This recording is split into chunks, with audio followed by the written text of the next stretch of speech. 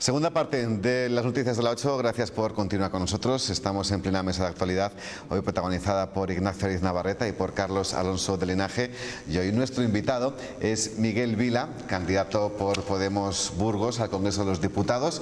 Miguel, que es como un compañero de profesión, ¿no? Por lo menos en la parte audiovisual de este negocio en el que nos desenvolvemos, es donde tienes más experiencia, Miguel. Sí, toda mi trayectoria profesional está en los medios de comunicación como cámara y como realizador principalmente. ¿Es lo que vas a continuar haciendo, lo que estás haciendo ahora, como freelance en alguna empresa? No, es lo que estoy haciendo en Podemos desde que nació el proyecto. Soy el responsable estatal de la política de comunicación audiovisual del proyecto y ahí sigo por el momento. Es verdad que ahora me dedico menos por la candidatura al Congreso, pero bueno, por ahora mantengo la responsabilidad.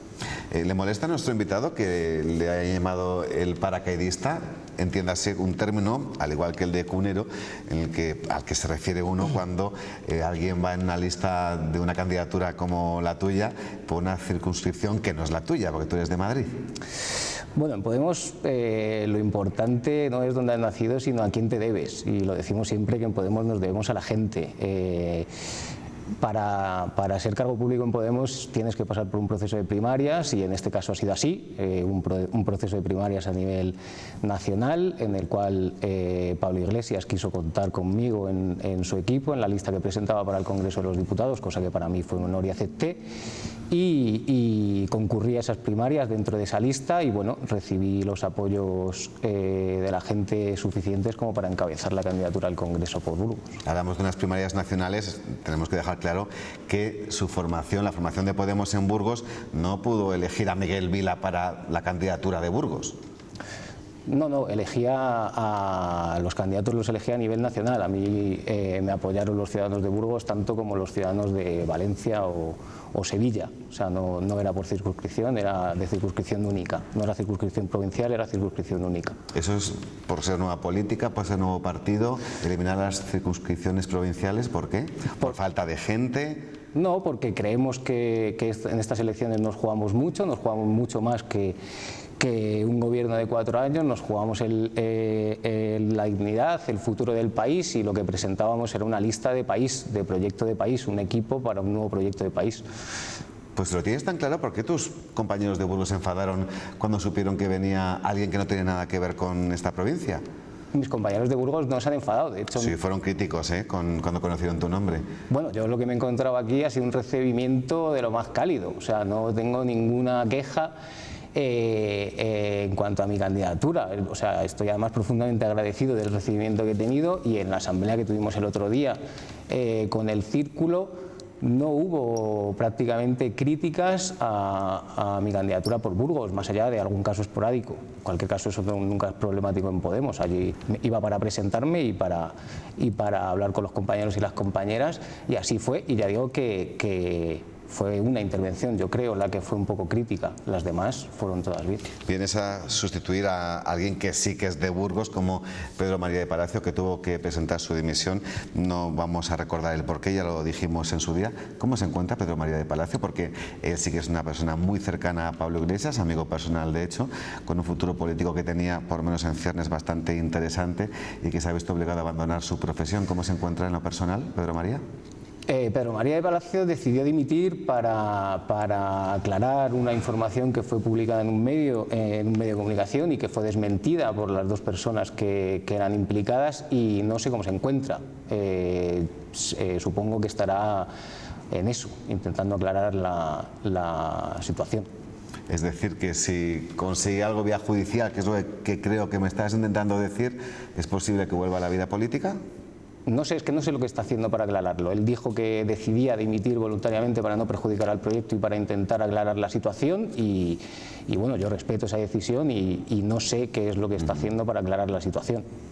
Bien, Miguel, pues primer asunto que voy a compartir con mis colaboradores de jueves es relacionado, Nacho y Carlos, con las primarias generales, no por circunscripción, por provincia. ¿Qué te parece esto, Nacho? Bueno, lo que nos ha dicho el invitado tampoco me convence del todo, porque hay cierta contradicción, ¿no? Es decir, mientras el sistema sea de circunscripción electoral provincial, pues parece un poco contrasentido el sistema de elección de primarias, y pareciera también que se les está dando cierta razón a todas esas personas que de alguna forma les imputan a ustedes que ese sistema en realidad no es tanto por un proyecto de país como por un deseo de controlar desde el aparato las listas en todo el país, en todas las circunscripciones electorales. Yo no sé si esto es así, porque dice que solo es para estas elecciones o va a ser para todas, o entre sus proyectos está el cambiar el sistema de circunscripción electoral en las elecciones generales. Y a renglón seguido, ¿cuál sería el proyecto para la Cámara Territorial? ¿También desaparecer las circunscripciones territoriales en una Cámara donde prima el territorio? ¿Cómo tienen esto? Podemos, las listas las decide la gente, no las deciden los aparatos o las ejecutivas como en los viejos partidos. Eso es lo que he dicho, por eso pasamos todos por procesos de primarias.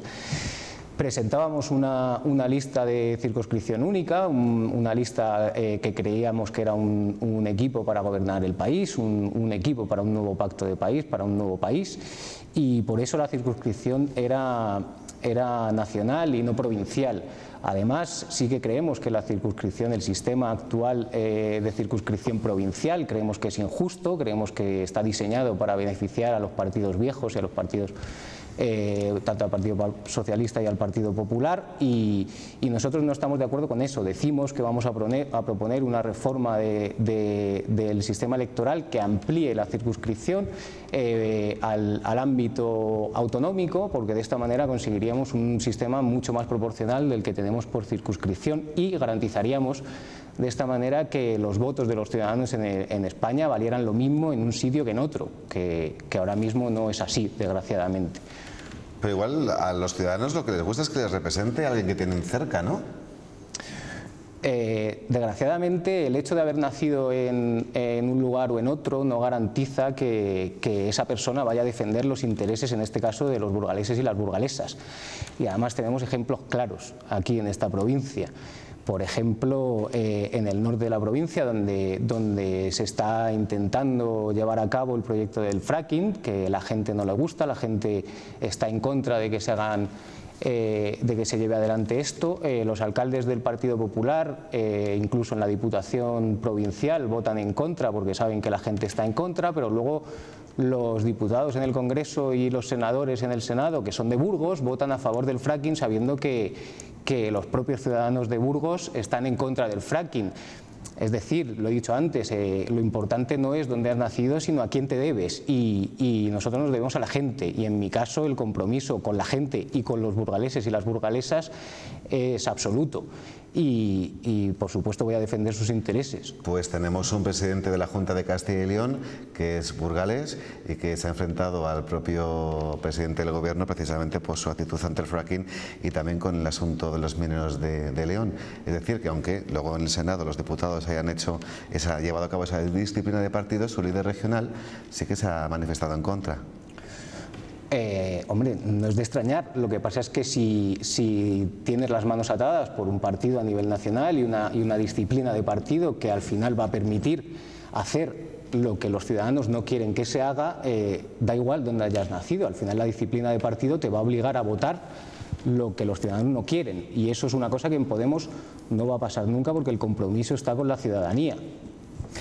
Carlos, ¿se puede decir no va a pasar algo nunca? No, yo creo que la realidad nos dice que es difícil. Y más en política, ¿no? Y más en política, sí, porque después la realidad es muy tozuda. O sea, al final hay muchas cosas que nos vienen impuestas por la realidad del día a día. Y yo creo que es difícil decir esto no sucederá nunca porque es muy arriesgado. Bien, pues vamos a ver cuáles son, según la óptica, la perspectiva de nuestro invitado, qué problemas, qué necesidades de Burgos está empezando a cargar en su mochila, en su maleta para llevársela al Congreso de los Diputados si le toca después del 20 de diciembre. El principal problema que sufre la provincia de Burgos, igual que todo el país, es el paro. El paro, y en el caso de Castilla y León y de la provincia de Burgos también es la despoblación. El principal objetivo de de Podemos es la lucha contra el paro, contra el paro y la precariedad laboral. Para eso proponemos una serie de medidas que se enmarcan dentro de un plan integral de lucha contra el paro y contra la precariedad, que van desde una renta mínima garantizada para personas sin ingresos, como un complemento salarial para salarios por debajo de 900 euros, una subida progresiva del salario mínimo interprofesional, una regulación mucho más activa de la contratación temporal, introduciendo un elemento de causalidad, la derogación de las reformas laborales tanto del Partido Socialista y del Partido Popular para, dentro del marco de la negociación colectiva, reequilibrar un poco la balanza entre empresarios y trabajadores, y el fomento y el impulso de la Inspección de Trabajo para que no solo vele por las obligaciones de los trabajadores, sino que principalmente garantice los derechos. Pero ese principal problema que nos está relatando es así en Burgos, en Sevilla y en Sebastopol, ¿no? Es decir, estamos hablando de la política económica general de Podemos. Dime algo relacionado con Burgos y su peculiaridad. También te decía que Burgos tiene un problema de despoblación, que hay que atajar. Y el problema de despoblación pasa por revisar, por ejemplo, la política agraria común para dar un apoyo a los pequeños y medianos empresarios y los autónomos, a las pequeñas explotaciones ganaderas y agricultoras, y que sean viables y sostenibles. Pasa por retomar o reabrir la vía del ferrocarril convencional, principalmente el directo Aranda-Madrid, para el transporte de mercancías. Cualquier país con una economía saludable tiene un transporte de mercancías por vía de ferrocarril mucho más alto que España. España no llega al 4% y en Alemania estamos hablando, por ejemplo, del 22%. Eso consideramos que es una cosa fundamental para la provincia de Burgos. Es fundamental atajar el problema de la AP1, que está todavía sin desliberalizar, cuando se debía haber liberalizado hace muchos años, y tenemos un problema con la Nacional 1 de más de 10 muertos al año y centenares de heridos por acumulación de tráfico. Hay que garantizar que en 2018 se liberaliza la AP1 para descongestionar la Nacional 1. Vamos a quedarnos con eso porque además estamos hablando de política económica, y sí que me gustaría que Carlos Alonso de Linaje, que es nuestro economista de cabecera, hablara sobre todo esas teorías, ¿no?, relativas a todo lo que ha dicho nuestro invitado de cara a minimizar los efectos del paro y cómo tomar medidas para que no se resienta tanto nuestra economía burgalesa en particular y la española en general. ¿Qué te ha parecido el argumento? Que está muy bien, pero el problema es que hay que pagarlo, que hay que tener recursos suficientes para tener una renta mínima de ciudadanía, para tener un complemento de renta en las rentas más bajas. Si es posible, desde luego es una situación ideal. Otra cosa es que en la situación actual, con los números actuales, no voy a decir que sea muy difícil, digo que es imposible, que en estos momentos, tal y como está la economía, la recaudación y el nivel de deuda pública, hoy por hoy eso no se podría hacer. Pero bueno, si ellos tienen la fórmula, desde luego es un mundo ideal. ¿Nacho? No, yo por tomar un poco la idea del tema del paro y sin perder de vista lo anterior, ¿no?, de la circunscripción electoral y de los problemas más cercanos de la gente, ¿usted cree que las recetas que nos ha dicho el plan integral contra el desempleo, no conocemos ningún detalle a mayores, simplemente el esbozo de lo que usted ha dicho, es aplicable sin ningún tipo de matización a todo el territorio nacional? ¿Usted sabe la diferencia que hay de tasa de paro entre Andalucía y Castilla y León, entre Burgos y Málaga o entre Burgos y Cádiz? ¿Lo sabe usted? Yo sé que Burgos tiene una tasa de paro del 16%, que no es poco, y entre las mujeres de menos de 20 años del 80%, y esto es un drama. Pero en relación con otros territorios, ¿las medidas son para usted, según tiene planteado, las mismas a aplicar en territorios con unas tasas de paro de más del 35%, a unos territorios donde la tasa de desempleo está en el 16%, como usted acaba de decir ahora? Creo que para luchar contra el paro y la crisis social que vivimos, pasa por un plan de reactivación de la economía. Es decir, las economías que que más saludables están, que tienen una demanda interna elevada, son las que mejor funcionan y las que mejor generan empleo. Lo que ya hemos visto es que las políticas tanto del Partido Socialista como del Partido Popular de recortes y austeridad y precariedad laboral no mejoran la calidad del empleo y desde luego no generan empleo. Si queremos generar empleo tenemos que tener una economía saludable. Para tener una economía saludable hay que mejorar los ingresos de la gente para que los puedan gastar en los bienes de consumo que ellas y ellas mismas decidan. Decían antes que eso cómo se paga. Nosotros tenemos, digamos, tres fuentes de financiación principales, que son una revisión de la política fiscal del IRPF que sea progresiva para que haga pagar más a los que más tienen. Estamos hablando de subir los tramos del IRPF a las rentas superiores a 60.000 euros al año, que no es más de un 5% de la población, lo que supondría unos ingresos para el Estado de 60.000 millones de euros. Estamos hablando de ir a Bruselas y utilizando los mecanismos de flexibilidad de déficit, plantear una ralentización del objetivo de reducción del déficit, lo que permitiría al Estado invertir más de 25.000 millones de euros, que generaría empleo, porque cuando la empresa privada no es capaz de dar empleo, el Estado tiene que actuar como garantía subsidiaria y hacer inversión pública para generar empleo.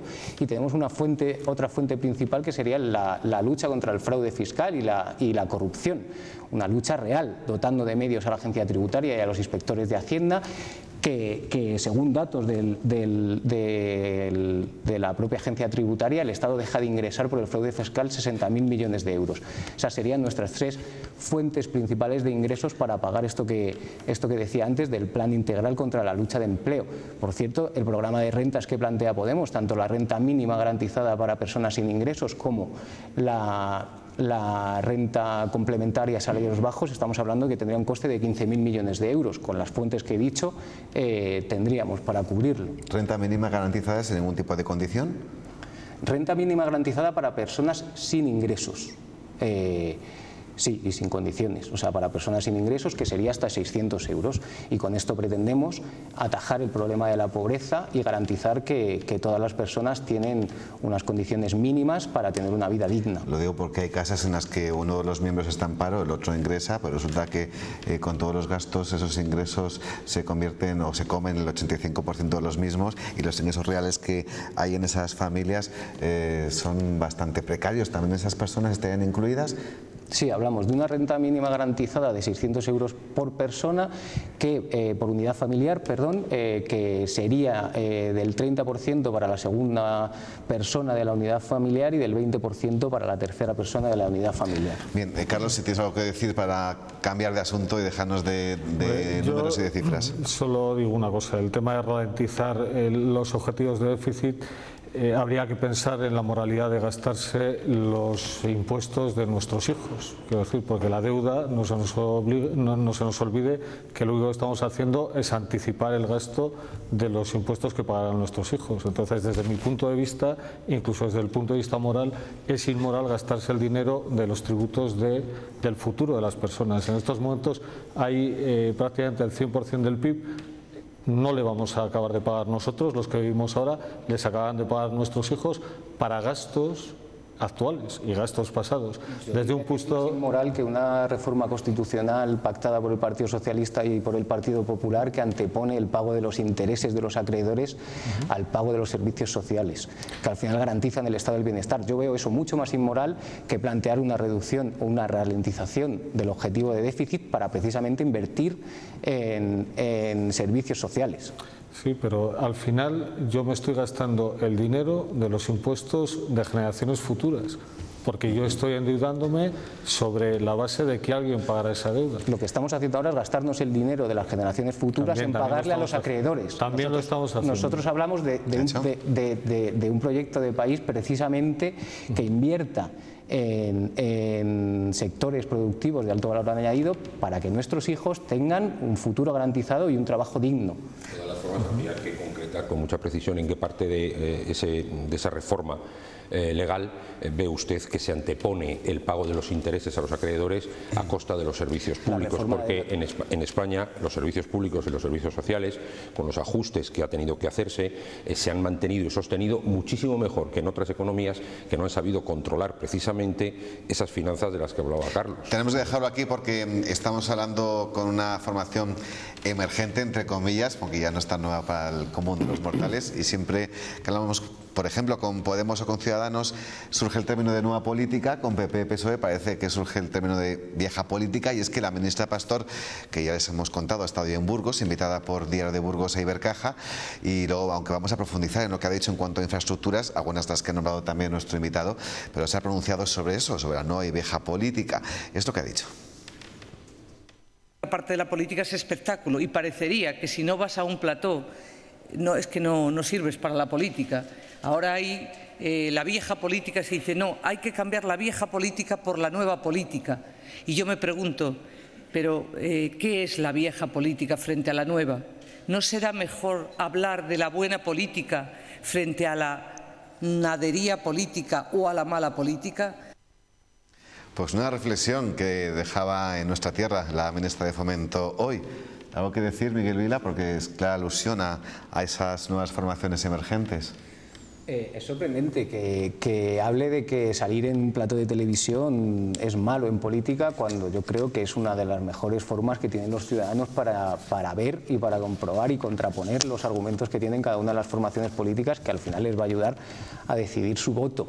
Nosotros, cuando hablamos de nueva política, hablamos de una forma de hacer política diferente, democrática, con procesos democráticos, que pone los debates encima de la mesa y es capaz de solucionarlos democráticamente. Hablamos de la forma de financiación. A nosotros en Podemos no nos financian los bancos, lo hemos dicho mucho y siempre, y lo hemos hecho así porque no queremos tener luego las manos atadas a la hora de aplicar políticas concretas, ¿no? Entonces, o sea, el hablar de nueva política implica muchas cosas, entre ellas estas que estoy diciendo, y dejar atrás viejas prácticas como las que nos tienen acostumbrados el Partido Popular y el Partido Socialista. Y, por ejemplo, la práctica de la descalificación que ha llevado a cabo hoy uno de los creadores de Podemos, de los fundadores, el señor Monedero, insinuando que el líder de Ciudadanos es un drogadicto.